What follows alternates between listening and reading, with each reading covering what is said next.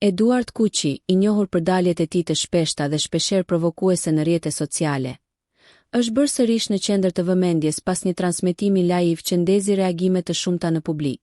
Gjatë transmetimit me ndjekësit, një komentuese pyeti atë për ish-banoren e Big Brother VIP Kosova, Gjeneta Fetahun, duke i shkruar që ta prek veshin nëse ka pasur diçka me të. Pak sekonda më pas, Kuqi u pa duke bërë pikërisht atë gjest, veprim që u interpretua si një lloj konfirmimi për një raport mes tyre.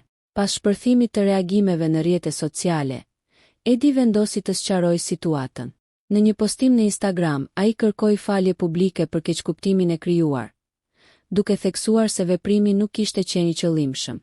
Kam reaguar pa vetëdije, nuk e kam parë fare komentin.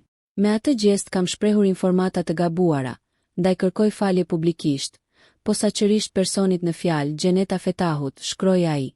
Reagimi i tij u prit me komente të ndryshme nga ndjekësit, disa e vlerësuan ndjesën e tij si të sinqertë, ndërsa të tjerë quajtë një përpjekje për të zbutur situatën pas bujës që shkaktoi në rrjet. Ngjarja ka ndezur sërish debatin rreth ndikimit të liveve në rrjetet sociale dhe mënyrës se si një veprim i vetëm mund të interpretohet e të përhapet me shpejtësi, duke sjellë reagime publike të menjëhershme. Nëse ju pëlqeu kjo video, shkoni në kanalin e YouTube-it Big VIP Albania Kosova, që e gjeni në bio. Mos harroni që të bëni subscribe dhe të klikoni butonin e ziljes që të informoheni për videot më të reja.